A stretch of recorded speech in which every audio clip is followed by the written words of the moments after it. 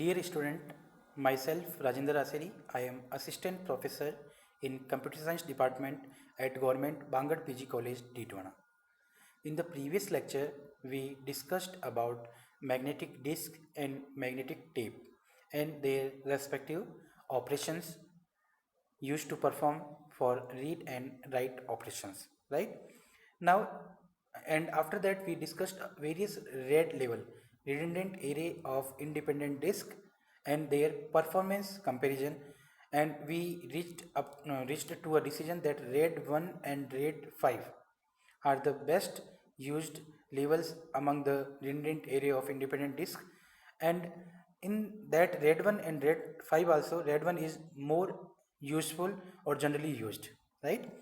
Now after that we started optical disk, and in optical disk various parameter, various capacity versions we have discussed, like CD, read and write W, compact disk, digital video disc, that is DVD, in that various versions and their capacities we discussed, right?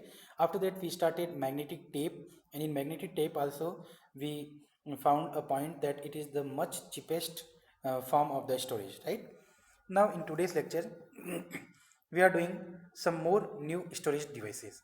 So up to this point we covered the various physical storage media overview, hierarchy of the storage devices we discussed, then magnetic disk in very much detail we already discussed, RAID level, all the RAID technique we discussed. Now next topic in today's lecture. So next is storage access. A database file is partitioned into fixed length storage unit, which is called as block. So in a database file, there is a file, but it is generally divided in various blocks or various part or unit, which is called in technical term blocks. Now blocks are unit of both storage application and data transfer, right? Database system seeks to minimize the number of block transfer between the disk and memory. Okay, we can reduce the number of disk accesses by keeping as many blocks as possible in main memory, right? Buffer. In buffer, we are having a portion of main memory which is available to store copies of disk block, right? So buffer is generally nothing else, it is a main memory block which is used to store copies of disk block. Buffer manager, it is a subsystem which is responsible for allocating buffer space in main memory. Next is buffer manager. So it is programs call on the buffer manager when they need a block from the disk.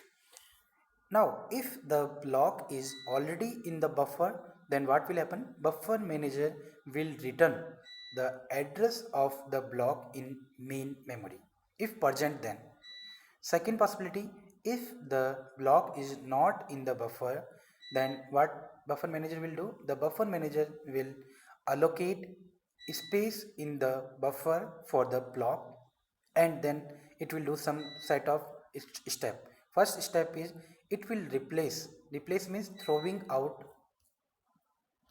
So in buffer manager there are first step is we are replacing or throwing out some other block if required to make space for new blocks, right?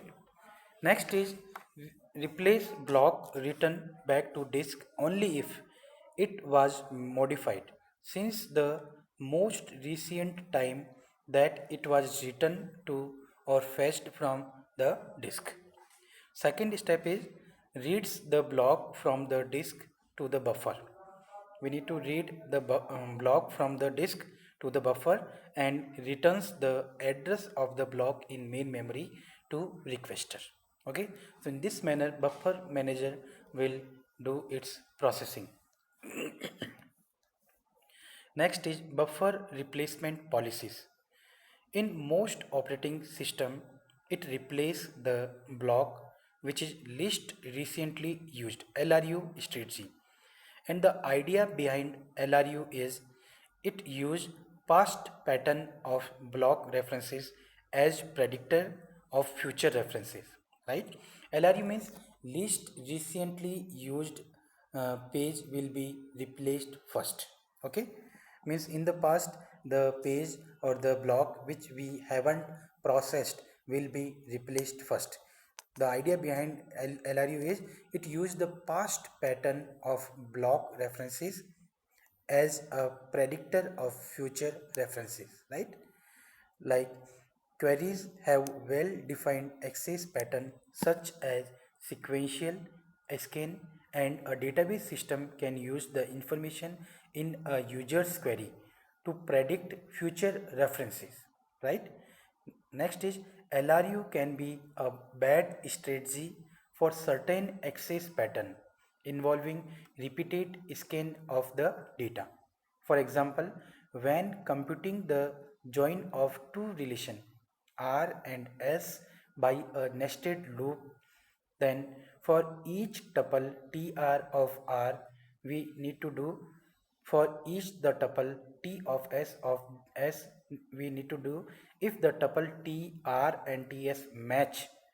Okay, so means we need to apply a nested for loop. In nested for loop, the outer loop will be for the R relation and the inner loop will be for the S, and then we are comparing every possibility between R and S tuple that they are matching or not, right? Now mixed strategy with hints on replacement strategy provided by the query optimizer is preferable in this case, right? Some more techniques are there in buffer replacement policies. Pinned block. Pinned block means the memory block that is not allowed to be written back to the disk. Next is toss immediate strategy. It frees the space occupied by a block as soon as the final tuple of that block has been processed. Right? Now, most recently used strategy. Most recently used strategy system must pin the block currently being processed.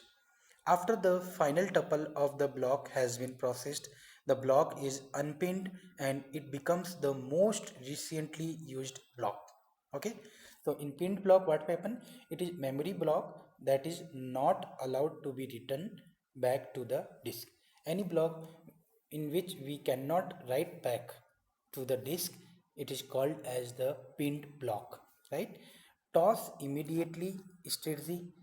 In this, it frees the space occupied by a block as soon as the final tuple of that block has been processed. Most recently used strategy. In this, system must pin the block currently being processed. After the final tuple of the block has been processed, the block is unpinned and it becomes the most recently used block. Okay, so in this manner, the processing will be done in most recently used strategy. Next is buffer manager can use statistical information regarding the probability that a request will reference a particular relation. Example, the data dictionary is frequently accessed. Heuristic is there about this is keep the data dictionary blocks in main memory buffer. Now buffer manager also support some forced output of the blocks. Next is file organization, the new topic on the concept file organization. The database is stored as a collection of file, right? Each file is a sequence of record, and record is also called as tuple or row. A record is a sequence of fields, right? Now there is one approach. If we assume the record size is fixed, then each file has records of one particular type only. Different files are used for different relations. In this case, it is easiest to implement and it will consider variable length records later. Okay. Next is fixed length records. As the name implies, before going in the concept, just see this table. If you see, every row is called as a particular separate record. So in record 0, if you see, there are three columns. First column entry is A-102, second column entry is Paris, and third column entry is 400. So this is the record, first record, and the name is given is record 0, right? Now, how many possible records are possible in a file? So some approach is given here, some formulas are given, modulus formula. So just see, in a simple approach, it can store record I starting from byte n into I minus 1. N into I is the record number and n is the size of each record, right? So n into I minus 1 is the starting from the byte. Second, it record access is simple. Record access should be very simple. Why? But records may cross the blocks. Modification do not allow record to cross block boundaries. Okay. Next is, if we want to delete a particular record from this particular table or file, then how we can do deletion of a record I? There are some alternative given. Suppose record 1 is removed or deleted, then record 2 should be now record 1, record 3 should be now record 2, and so on. Okay, so we need to move the record I plus 1 dot up to n2.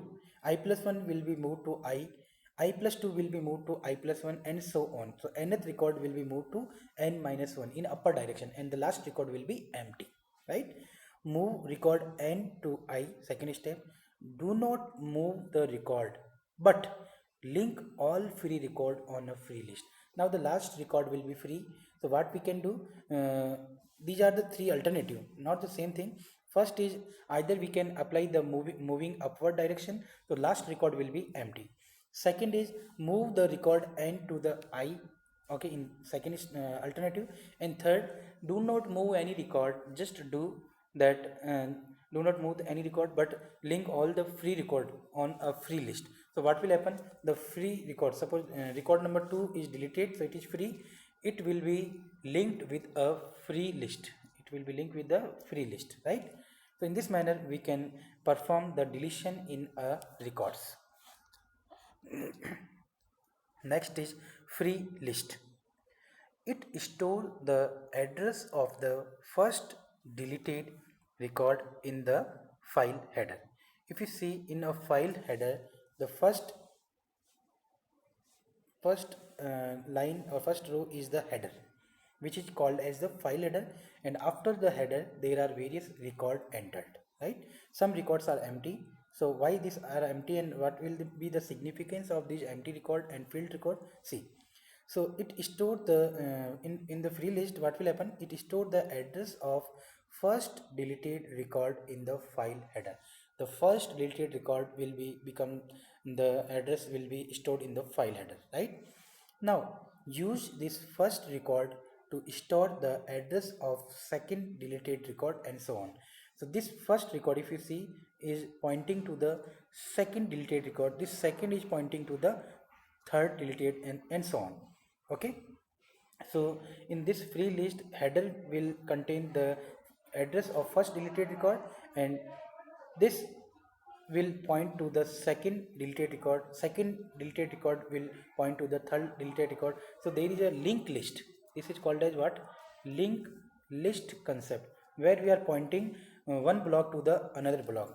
Okay, we can think of these record address as a pointer, since they point to the location of a record, right? More space efficient representation. Why? Because we are reusing the space for normal attribute of free record to store the pointer. No pointer stored in use record. Okay, in use record we will not point any pointer because they are filled. Okay, so in this diagram it contain the list of the deleted record. So deleted record list is not a not a separate list. In this all the game is of the pointers. Okay, so the first deleted record will be become header, and it will point to the next deleted record and so on. So in this manner it will make a free list. So that's all from this lecture. Next lecture, some more concept about the storage. Thank you.